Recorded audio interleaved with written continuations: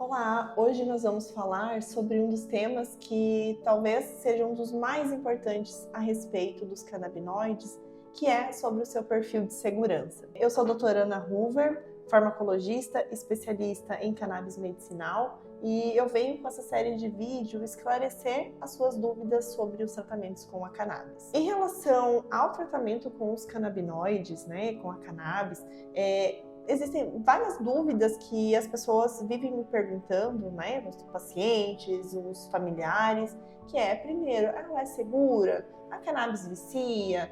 Gera dependência? Qual é o efeito colateral? Então, a gente vai nesse vídeo esclarecer um pouquinho mais sobre a questão da segurança dos compostos dessa planta. Para esclarecer essa questão de segurança, nós precisamos utilizar uma comparação. E essa comparação pode ser com qualquer outra substância que você imaginar. Eu vou pegar aqui, por exemplo, a água. Então, se a gente for comparar a segurança da água, a gente não pode dizer que essa substância é uma substância totalmente segura. Se você ingerir água em quantidades excessivas, isso vai fazer mal para o seu organismo. Você vai ter uma resposta ruim. Assim como se você tomar café demais, você vai também apresentar efeitos colaterais. Você vai ter um efeito a nível de sistema nervoso, você vai ficar agitado, ter tremor, suador, alteração de pressão. Então, substâncias do nosso dia a dia, elas têm efeitos bons e efeitos ruins. E isso se aplica a todos os medicamentos e produtos utilizados para os tratamentos também. Tá? Então, por exemplo, a cannabis, com certeza, ela não é 100% segura. Não é porque ela é uma planta que a gente pode dizer que ela não vai ter nenhum tipo de problema em relação à sua administração. Ao contrário, quando a gente pensa nas plantas e na cannabis em especial, na cannabis a gente está falando de muitos tipos de compostos ali. Então, se nós pegarmos apenas a classe dos canabinoides, que é a classe da qual o canabidiol, que é o mais conhecido hoje, faz parte, só ali nós temos mais de 200 substâncias. E não são as únicas que estão presentes nessa planta. Tá? Então, se você imaginar uma mistura de 200 substâncias, será que nós não temos interação de nenhuma delas com outras coisas do nosso organismo? Será que todas elas a gente pode usar em qualquer dose? E a resposta é que não podemos utilizar em qualquer dose.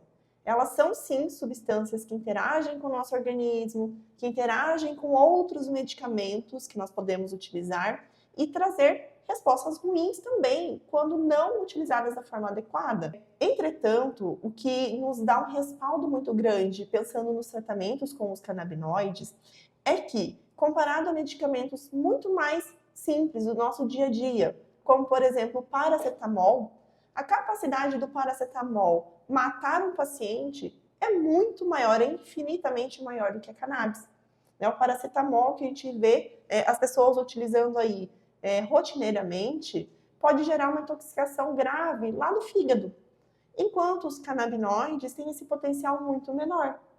Então vejam, existem efeitos colaterais, existe uma problemática, porém, de forma geral, o uso da cannabis ela é muito mais segura comparado à grande maioria dos medicamentos que a gente utiliza hoje em dia.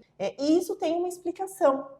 Então, se a gente for pensar no efeito mais temido da cannabis, que é o efeito psicoativo, o efeito de trazer alucinação, a psicose, esse efeito que é o mais temido, ele pode acontecer, sim, em doses mais elevadas. Então, existem doses que trazem esse efeito. Entretanto, a pesquisa já mostra que esses efeitos, normalmente eles são transitórios e que em dose adequada para tratamento de determinadas doenças que podem ser utilizadas em doses abaixo do efeito psicoativo, podem ser bastante eficazes sem precisar o paciente ter esse efeito colateral. E isso é muito legal. Inclusive, doses na faixa de microgramas já são suficientes. Então, doses abaixo de 1 miligrama de canabinoides já é suficiente para controlar grande parte dos sintomas de vários tipos de doenças. Então, mostra que pode ser algo bastante importante. Quando nós avaliamos a segurança de uma substância, a gente parte de alguns pilares. Então, primeiro, potencial de efeitos colaterais ou de eventos adversos. Qual a probabilidade desse composto gerar um efeito adverso? Segundo, qual é o risco de dependência que esse composto vai gerar? Em terceiro, nós podemos citar a questão das interações medicamentosas. Por quê? Quanto maior o potencial de interação medicamentosa, mais difícil vai ser o manejo desse tipo de medicamento. E por fim, também pensando nos eventos a longo prazo, né? Porque às vezes uma substância se mostra muito efetiva a curto prazo, mas a longo prazo também precisamos ver se ela continua tendo uma boa resposta terapêutica e com poucos eventos adversos, tá? E com isso, nós também podemos pensar que as populações, elas podem ter diferenças em relação à genética, em relação a vários fatores, né? Que devem ser levados em consideração. Então, se há alguma diferença entre populações, também é importante quando a gente pensa no perfil de segurança de alguma substância. E para os canabinoides, né, algo que leva a responder uma parte desses questionamentos, desses pilares, né, é que quando a gente pega para olhar, né, o potencial de gerar dependência, ou mais ainda, o potencial do uso desses canabinoides, né, poder levar um paciente a uma overdose. Então, uma dose alta que faz com que as funções vitais do paciente sejam prejudicadas. Lá no nosso sistema nervoso central, nós temos uma área específica, que é o nosso tronco encefálico, que controla a nossa respiração, nossos batimentos cardíacos, as nossas funções vitais como um todo. E justamente nessa área, os canabinoides, eles não conseguem se ligar. Nós não temos receptores nessa área que possam proporcionar uma queda ali do controle das funções vitais. Então, por isso é que até hoje não existe mortes relatadas por overdose com cannabis especificamente. O que nós temos de mortes relatadas é porque existe uma associação com outros compostos, porque o produto não passou por um rigoroso controle de qualidade e tinham contaminantes. Então, essas mortes detectadas até hoje sempre tem alguma coisa a mais por trás, além da própria substância. Justamente porque a substância em si não consegue chegar nessas áreas que poderiam levar a uma queda ali do controle das funções vitais. Além disso, pensando no perfil de segurança, os canabinoides eles são muito melhor tolerados pelo nosso organismo. Então, a maioria dos eventos adversos, e que são relatados pelos estudos clínicos especialmente, em diferentes doenças, mostram que sim, pode ter evento adverso. Como, por exemplo, gerar visão turva, gerar hipotensão postural, que é a pressão baixa, o paciente está sentado, levanta e fica tonto. Pode gerar aumento da sonolência, pode gerar alguma confusão mental, dor de barriga. Então, alguns sintomas que são comuns serem manifestados por pacientes que usam cannabis. Mas qual é a característica disso, E que, ainda assim, a gente pode dizer que há uma certa segurança comparado com praticamente todos os outros medicamentos. É que esses eventos adversos da cannabis, normalmente eles são transitórios, ou seja, eles até acontecem por um período de tempo, mas tendem a sumir com o uso. E também, claro, existe toda a questão de doseamento, o ajuste da dose de forma adequada para esse paciente, E isso comparado, por exemplo, com o Rivotril, que é muito usual para dormir, é infinitamente menor esses eventos adversos para cannabis. O Rivotril, que gera sérias complicações cognitivas, gera um prejuízo da qualidade de vida da pessoa, nas atividades do dia a dia, enquanto a cannabis não traz toda essa problemática. Então, acaba sendo, ainda assim, mais seguro. Quando a gente fala de interação medicamentosa, a gente já tem que lembrar de um órgão importante, que é o nosso fígado.